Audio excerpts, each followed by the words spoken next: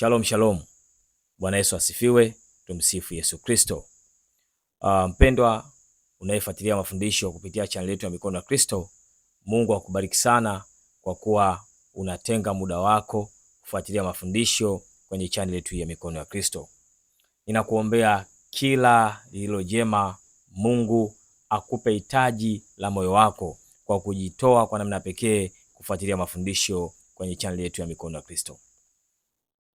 Mpendwa unayefuatilia mafundisho haya, leo nimekuja na somo hili nataka nikueleze kwa habari za wewe kuelewa Mungu alikuumba ili ufanye nini katika huu ulimwengu. Kwa siku ya leo nitakufundisha habari za kumiliki na kutawala. Na kichwa cha somo kitasema usikubali jambo kabla ya kulijua. Usije ukakubali jambo lolote kabla ya kulijua ama kuhakiki. Kwa nini nimekuja na somo hili? Kwa sababu mbinu mojawapo kubwa ambayo adui yako shetani anaitumia, wewe mtu wa Mungu. Unajua kila mtu ni mtu wa Mungu, isipokuwa watu wengine wamekengeuka, isipokuwa watu wengine hawajielewi. Lakini tunamshukuru Mungu kwa kuwa wapo watu ambao wanajielewa. Na ndio maana tunakuja kuwafundisha mbinu hizi ili kama una tatizo fulani uanze kuamka kwamba kumbe hii inawezekana, haikuwa jambo la kawaida, basi lilikuwa ni jambo ambalo shetani alitaka kuniingiza mkenge. Kwa nini? Shetani ana tabia, anapotaka kukuumiza, anapotaka kukuteka, anapotaka kukufanya uifuate njia yake mbaya, anakuletea vitu ambavyo ni vya kawaida katika maisha yako, na vile vitu anataka kuaminishe kwamba sio tatizo ama ni tatizo ambalo ni la kawaida. Nataka kusema nini?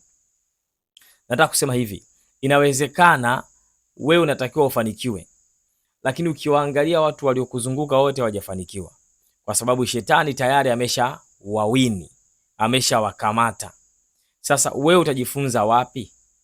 Ukiwatazama ndugu zako wote hawajafanikiwa, ukitazama rafiki zako wote hawajafanikiwa, na wewe anainuka mtu kukuambia kwamba wewe ndugu zako wote walijaribu wakashindwa, utaweza wewe? Tena atakuja na ushuhuda, fulani alifanya akashindwa, yule alifanya akashindwa, na yule naye alifanya akashindwa, na hao watu wote utakuwa unawajua. Ili nini? Na wewe useme kumbe bwana haiwezekani. Hicho kitu hakipo. Ndio maana nimekuletea somo linalosema usikubali jambo kabla ya kulijua. Lijue jambo undani wake.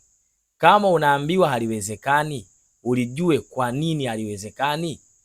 Yaani kama unaona unashindwa kufanya biashara, unashindwa kufikia malengo, labda kupata kazi, yaani unashindwa kujikwamua kiuchumi, lazima ujue kwa nini unashindwa kujikwamua kiuchumi, wakati Mungu wa mbinguni amekuumba ili umiliki na kutawala. Sasa kama umeumbwa ili umiliki na utawale, kwa nini unashindwa kumiliki kitu ambacho unakihitaji, wakati Mungu alishakuumba ili umiliki na kutawala? Hilo swali liweke akilini mwako, usije ukalifuta. Kwa maana kwa kuwa Mungu alikuumba ili utawale na usitawaliwe, sasa wewe kwa nini unatawaliwa? Yaani kwa nini wewe haufanikiwi? Yaani kwa nini wewe vitu vyako haviendi? Kwa nini haufikii malengo? Kwa nini nafika hatua unasema hii sio hadhi yangu, ni hadhi ya watu wengine? Ulijuaje? Kuna watu ukiwaambia mambo kwamba kwa habari ya mafanikio, wewe unatakiwa umiliki gari, unajua, anakuambia kwamba gari nitamiliki mimi. Mtu unamwambia kwamba wewe unajua kwa hapo ulipo ulitakiwa wewe tayari una nyumba yako, unaishi na familia yako. Mtu anakujibu rahisi kabisa, wakuwa na nyumba nitakuwa mimi. Sasa nani ambaye aliandikiwa kuwa na nyumba na nani aliandikiwa asiwe na nyumba? Si hayo tu ya ulimwengu wa mwili, hata ya rohoni. Unamwambia mtu wewe nakuona katika sura ya utumishi mkubwa sana, mtu anakuambia mtumishi nitakuwa mimi bwana. Ama kwa kuwa sisi tunafundisha, mtu anakuambia nyinyi mmebarikiwa bwana. Hakuna ambaye hajabarikiwa mpendwa. Kila mmoja Mungu amembariki kwa nafasi yake, lakini shetani amekuletea lugha ya kukupumbaza na kuona kwa kuwa watu wako wa karibu hawajafanikiwa, ama kwa kuwa watu unawafahamu wewe hawajafanikiwa, basi na wewe hauwezi kufanikiwa. Ama kwa kuwa watu waliofanikiwa walikuwa na ndugu zao wenye uwezo, wewe unaona hauna uwezo, labda wa kifedha, kiuchumi, ama kwa kufahamiana na watu, wanakuambia wewe, wenzako wale baba zao wana fedha, wenzako wale wanajuana na watu wengi, wewe anakujua nani? Sikiliza nikwambie, iko kitu kikatae kuanzia sasa. Kama unaenda shuleni mwanafunzi, mtu anakwambia kwamba nyumbani kwenu ama kwenye ukoo wenu ama kwenye familia yenu hakuna aliyesoma, mwambie mimi ndiye nitakuwa wa kwanza niliyesoma, hao wengine wataona mfano kutoka kwangu. Akikwambia kwenu hakuna aliyojenga, hivyo hivyo mpe jibu hilo hilo. Akikwambia kwenu hakuna wenye magari, mwambie hivyo hivyo. Akikwambia kwenu hawazai, mwambie jibu hilo hilo, kwamba mimi nitakuwa wa kwanza kuzaa, mimi nitakuwa wa kwanza kujenga, mimi nitakuwa wa kwanza kununua gari, mimi nitakuwa wa kwanza kufanikiwa, mimi nitakuwa wa kwanza kufanikiwa kwa namna yoyote, kwa sababu nimeumbwa ili nimiliki na nitawale. Hii sio kumiliki na kutawala tu. Kwa habari ya kukubali jambo bila kulijua, watu wengi wanateswa kwenye mahusiano, wanateseka kwenye masuala ya afya, wanateseka kwenye masuala ya uchumi, wanateseka kwenye masuala mengi, wanateseka kwa sababu moja tu. Shetani alitumia watu kuwaaminisha ya kwamba hili haliwezekani. Kwa hiyo nimesema nikuletee somo hili ili uanze kujua kwamba kumbe hakuna mtu aliyepigwa muhuri wa kufanikiwa na hakuna mtu aliyepigwa muhuri asifanikiwe. Kwa nini? Wanadamu wote mbele ya Mungu tunafanana. Sasa ili utaka kuyajua haya, tuanze kusoma Zaburi ya 111 aya ya 10. Zaburi ya 111 aya ya 10 inasema, kumcha Bwana ndio mwanzo wa hekima, wote wafanyayo hayo wana ufahamu mzuri, sifa zake za dumu milele. Mwisho wa aya ya 10. Na katika Zaburi ya 111 ndio aya ya mwisho kabisa hiyo. Sasa mzaburi anakuambia kumcha Bwana ndio mwanzo wa hekima. Sasa hekima ni nini? Hekima ni uwezo wa wewe kupambanua mambo, kupata mashauri mbalimbali. Unakuwa na hekima ya kujua hiki kinafanyikaje, hiki kinawezekanaje, hiki nitatue kwa namna gani. Hiyo ndiyo hekima. Niseme jambo kwa wakati gani, hapa nisiseme, hapa niseme, namwambia nani, kwa lugha gani. Hiyo ndiyo hekima. Sasa Mungu anasema ukimcha Bwana ndio chanzo cha hiyo hekima.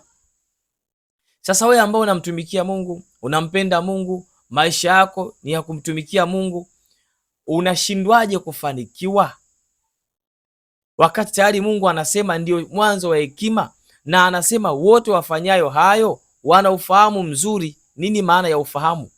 Ufahamu ni kufahamu hili ni jema, hili ni baya, hili nilifanye, hili nisilifanye. Huo nao ni ufahamu. Huyu ni mtoto, huyu ni mkubwa. Unafahamu kwamba hapa sokoni pana changamoto ya bidhaa fulani, bidhaa hii hapa hainunuliki sana, hii inanunulika sana. Huo ni ufahamu. Hii nyumba ambayo nimepanga kodi yake ni kubwa, mshahara wangu ni mdogo, itanitesa. Huo ni ufahamu. Mungu anasema utakuwa na ufahamu. Sasa ufahamu ndio utakuwezesha wewe kuweza kufanikiwa kuvuka kwenda sehemu fulani, kuvuka kwenda kwa viwango fulani, kuvuka mipaka ya mbali, kwa sababu unafahamu mambo. La huku linaenda huku na la kule linarudi huku. Huku hawana mchele, kule wana mahindi. Aha, kumbe hapa nibadilishe, wale wenye mahindi niwapelekee mchele, alafu wenye mchele niwapelekee mahindi. Huo ndio ufahamu wa kufahamu vitu. Sasa unapofahamu vitu ndio mwanzo wa kuwa una hekima, ndio mwanzo wa kuwa na maarifa, ndio mwanzo wa kuweza kutatua mambo yako, na ndio mwanzo wa kuanza kwenda kwenye njia ya mafanikio. Lazima ufahamu mambo, lazima uwe na hekima. Sasa unamtumikia Mungu, unamcha Mungu, unafuata yaliyo mema, halafu bado shetani anakubabaisha. Kwa sababu gani? Shetani hapaswi kukubabaisha, kwa sababu Mungu mwenyewe ameshatoa ahadi, unatakiwa umiliki na utawale kwa nafasi yako. Kila mmoja ana nafasi yake na eneo lake la kumiliki na kutawala. Kila mmoja na jinsi yake ya kumiliki na kutawala. Kila mmoja na mipaka yake ya kumiliki na kutawala. Kwa lazima umiliki na kutawala.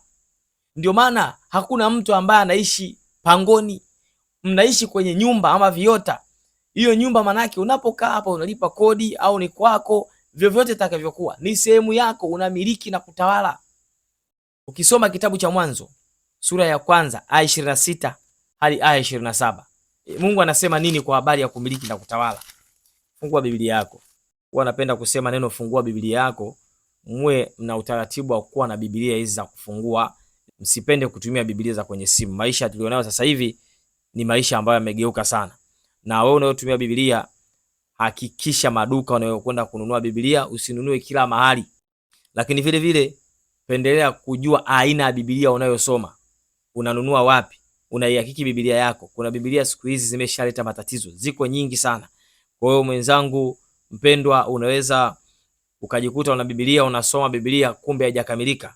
Kuna vitu vimepunguzwa ama kuna vitu vimebadilishwa. Kesi hizo zipo, tunazisikia hata mitandao, tunasikia Biblia nyingi zimebadilishwa. Kwa hiyo nyakati tulizonazo, kuwa na Biblia. Kuna wakati Biblia haitokuepo, ila ukiwa nayo ndani itakusaidia. Sasa tuwe tukasome kitabu cha Mwanzo sura ya 1 aya 26. Mungu akasema, na tufanye mtu kwa mfano wetu. Yaani Mungu amekaa kwenye cabinet yake mbinguni, anaweka agenda ya kumuumba mwanadamu. Wanakubaliana ya kwamba na tumfanye mtu kwa mfano wetu. Yaani mtu mwanadamu afanywe kwa mfano wa nani? Wa Mungu.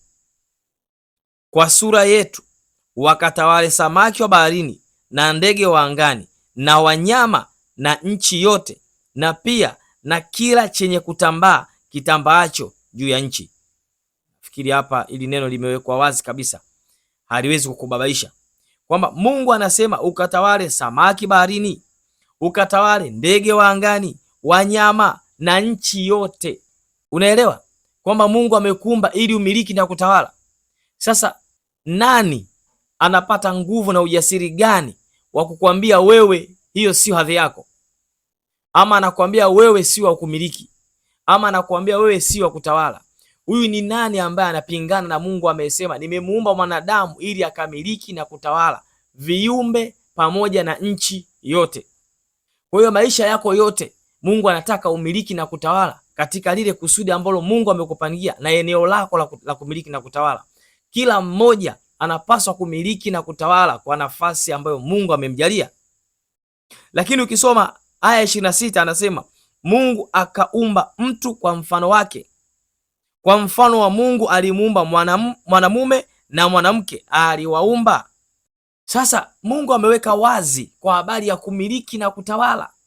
Alafu mtu anakuambia wewe si wa kusoma, wewe si wa kufanikiwa, wewe si wa kujenga nyumba, wewe si wa kufikia kugraduate, wewe si wa kuolewa, wewe si wa kuoa. Hii kitu inatoka wapi? Usije ukakubali jambo kabla ya kulifahamu, kwamba huyu ananiambia mimi sio wa kuolewa kwa sababu gani. Ndio msingi wa somo. Usikubali jambo kabla ya kufahamu, ya kulijua kiundani. Kwa nini huyu ananiambia mimi sio wa kuolewa? Maana yake ni kwamba kama Mungu amesema amekuumba ili umiliki na utawale, na anasema alimuumba mtu mwanamume na mwanamke aliwaumba, maana yake watu hawa wanakwenda kuanzisha mahusiano ya familia. Kwa hiyo Mungu aliumba familia. Kinyume cha kuwa na familia uamue wewe kuishi maisha ya useja, useme mimi sitaolewa na wala sitofanya zinaa, mimi sitaoa na wala sitofanya zinaa, wala sio dhambi.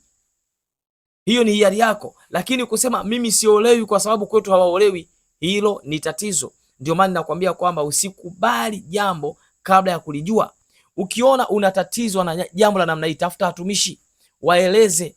Sisi kwetu hatujaolewa, wote tumezalia nyumbani. Maana yake shetani ametengeneza mfumo, mtoto wa kwanza kazaa nyumbani, wa pili kazaa nyumbani, wa tatu kazaa nyumbani, wewe wa 4 au wa 5 au wa 6. Kwa hiyo shetani anakuonesha kwamba umeona wale wamezalia nyumbani na wewe unatakiwa kuzalia nyumbani. Kuanzia leo mara usikia hapo somo hili, kataa hiyo roho, kwa sababu Mungu hakukuumba uwe hivyo, uwe ni uasi. Hizo ni mbinu za shetani, ukae katika dhambi, uishie kwenye dhambi. Nyakati tulizo nazo ni nyakati za kujitengeneza, kukaa sawa sawa, nyakati ambazo Yesu Kristo yu njiani kuja kulichukua kanisa lake. Kwa hiyo tunayo neema ya kujitengeneza kwa uhakika, tukijua kabisa kwamba Yesu Kristo yuko njiani kuja kuchukua kanisa lake. Mtu yoyote anayekwambia wewe hiyo sio hadhi yako, huyo mtu ni wakala wa shetani. Mtu anatakiwa kukupa moyo wa kukwambia kwamba wewe jitafute sawa sawa. Wapi umeanguka? Wapi mmeanguka? Wapi mmekosea? Ama kitu gani hakipo sawa sawa katika maisha yako, ili ufikie malengo, ili ufikie ile hali ya kumiliki na kutawala. Leo nazungumzia kwa habari za kumiliki na kutawala. Mtu wa Mungu lazima amiliki na kutawala, sio hiari, ni lazima umiliki na kutawala. Haiwezekani umtumikie Mungu alafu usimiliki na kutawala, wakati Mungu anasema nimekuumba ili ukamiliki na kutawala. Sasa nani mkweli? Kwa hiyo Mungu anasema uongo, wakati neno la Mungu linasema Mungu si mwanadamu hata aseme uongo. Bwana akisema amesema, amemaanisha alichokisema kwamba ndivyo kitakavyokuwa, hakiwezi kubadilika. Kinyume na hapo, Mungu abadilishe mwenyewe, lakini hawezi kukubadilishia kumiliki na kutawala, kwa sababu alishakuumba ili umiliki na kutawala. Kuanzia leo ukiona kwamba unashindwa kumiliki na kutawala, maana yake ni kwamba kuna mahali kuna tatizo, kuna kitu na kitafuta hakipatikani, kuna mahali kuna taarifa.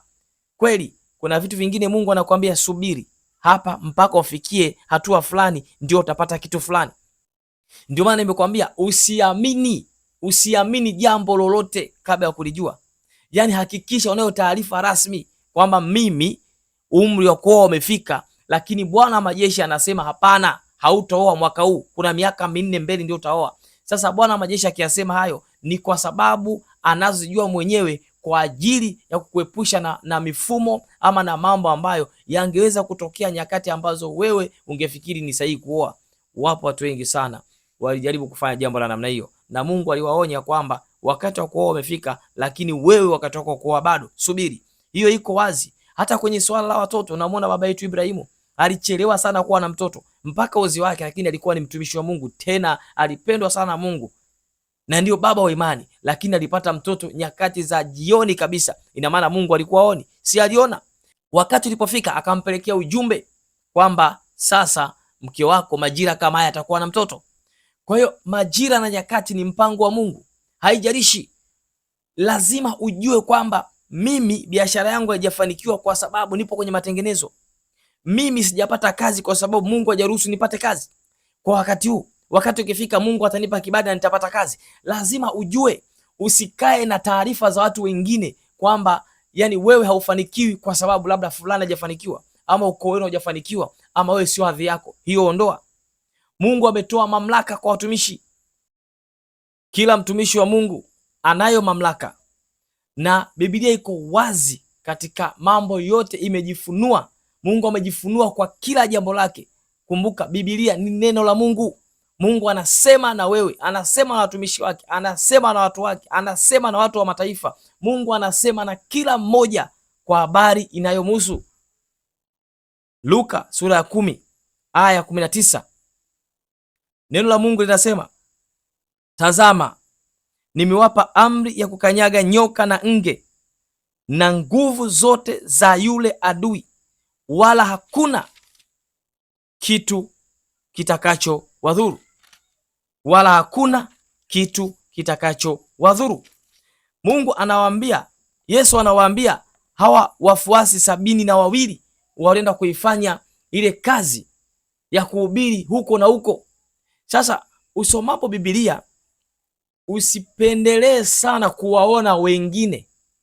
Biblia ni neno la Mungu ambalo limekusanywa kwenye vitabu mbalimbali, vikakusanywa pamoja ndio ikawa Biblia.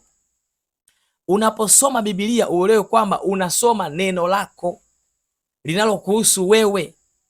Mimi ninapofundisha hapa, ili neno linanihusu mimi, linakuhusu na wewe pia. Kuna vitu naviandaa kwa ajili ya mafundisho, lakini nikivitazama naona kabisa kwamba ni vitu ambavyo vinanihusu na mimi, natakiwa nivifanyie kazi.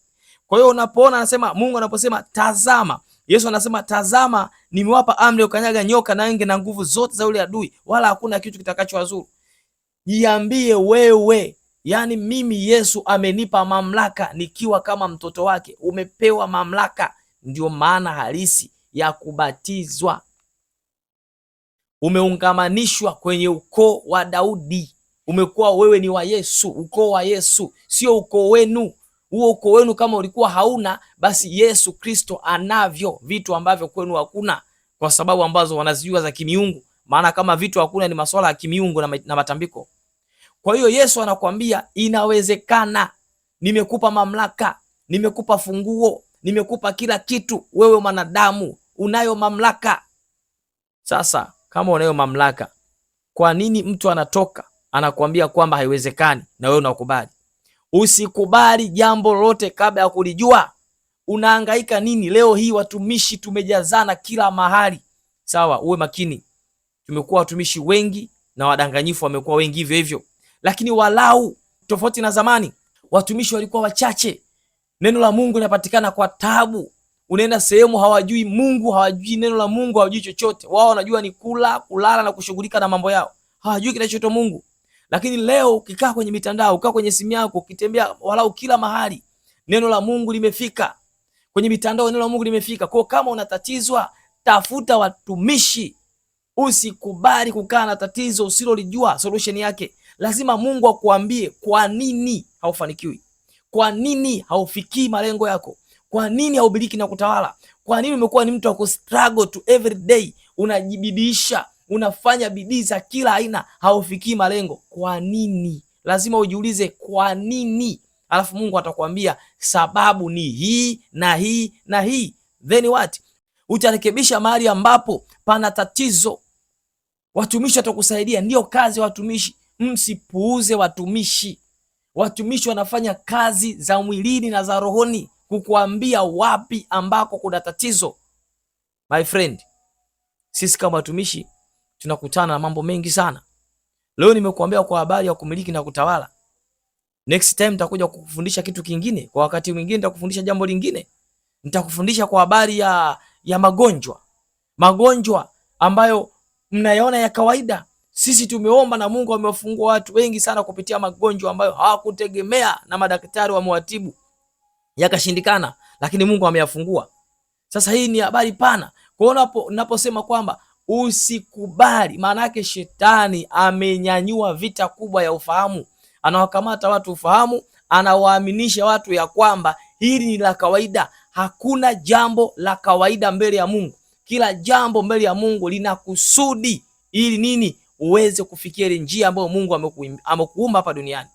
Amekuumba ili umtumikie, uwajibike, umwabudu, lakini umiliki na kutawala. Yaani pamoja na kumwabudu Mungu, umiliki na kutawala. Ndio Adamu alipewa kazi hiyo. Ndio maana alipoumbwa akakabidhiwa bustani ya Eden. Kwa nini alikabidhiwa bustani? Kwa nini uko kwenye chumba? Akapewa mahali amiliki na kutawala, lakini akapewa nini? Masharti na maelekezo. Akaja bwana mwerevu shetani akawadanganya. Kwa ule mfumo unaendelea mpaka leo. Adamu kapewa kumiliki na kutawala, anakuja shetani anampa maelekezo tofauti. Adamu anasikiza maelekezo kupitia mke wake. Anayafuata maelekezo, matokeo yake tukaingia kwenye matatizo. Kwa hiyo ndivyo shetani tabia yake inaendelea, sio kama ameacha, anaendelea na tabia hiyo hiyo ya kukuambia vitu na kukuaminisha ili wewe uamini umfuate. Alafu jione kwamba mimi ni wa kawaida. Nani kakwambia wewe ni wa kawaida? Nani? Wewe sio wa kawaida. You are very special. Wewe ni mtu ambaye umeumbwa kwa mfano wa Mungu mwenyewe. Kwa nini unakuwa wa kawaida? Jikubali. Inuka. Inuka sasa. Ujue kwamba wewe ni wa Mungu na Mungu anakuhitaji. Na nikwambie, usipowashughulikia haya, Mungu atakuja kukudai. Anakuambia nilikuumba ili umiliki na kutawala, ukashindwa kuelewa, ukatawaliwa, ukashindwa kunitumikia sawa sawa, ninakudai. Mungu wa mbinguni atakuja kukudai. Kwa sababu yamkini neno nalisikia, alafu naliacha, utadaiwa mpendwa. Jitafute haraka haraka. Tafuta neno la Mungu vizuri. Tafuta njia yako. Kaa kwenye njia yako. Mungu anataka akutumie wewe ili kuokoa wengine kwa nafasi yako kumiliki na kutawala. Amen. Mungu akubariki sana. Ninakushukuru kwa kuwa umeendelea kutenga muda wako kusikiliza mafundisho haya. Endelea kushare mafundisho yako wengine kwenye mitandao ya kijamii, warushie ndugu zako, rafiki zako, wapendwa wako. Lakini pia waambie tunapatikana katika mitandao ya kijamii kama Instagram, Facebook pamoja na TikTok. Pia tunapatikana kwenye channel yetu ya Mikono ya Kristo ya WhatsApp kwa jina hilo hilo la Mikono ya Kristo. Endelea kufuatilia. Una changamoto, namba za simu ziko hapo. Piga hizo namba za simu. Tuwasiliane. Watumishi tupo. Tutakusaidia, tutakusikiliza, tutakushauri, tutakupa maelekezo. Roho Mtakatifu anayesaidia watu yupo, atakusaidia na wewe, anakusubiri tu. Kaa tu pembeni, tenga muda, hebu piga simu. Mtumishi, mimi nina changamoto hii, naomba unishauri. Tutakushauri. Ukifuata ushauri utaona mambo yananyanyuka. Halafu basi cha kupendeza ni hiki, huduma yenyewe ni bure kabisa. Yaani bure ni kupiga simu. Sasa unafeli wapi? Changamoto yako iko wapi? Inuka. Asikubabaishe mtu. Yuko Mungu wa mbinguni ambaye anahitaji kukuhudumia wewe siku ya leo. Amen. Ulikuwa na mimi mtumishi wa Mungu Norbert Simon Mpunga. Hadi wakati mwingine. Bye bye.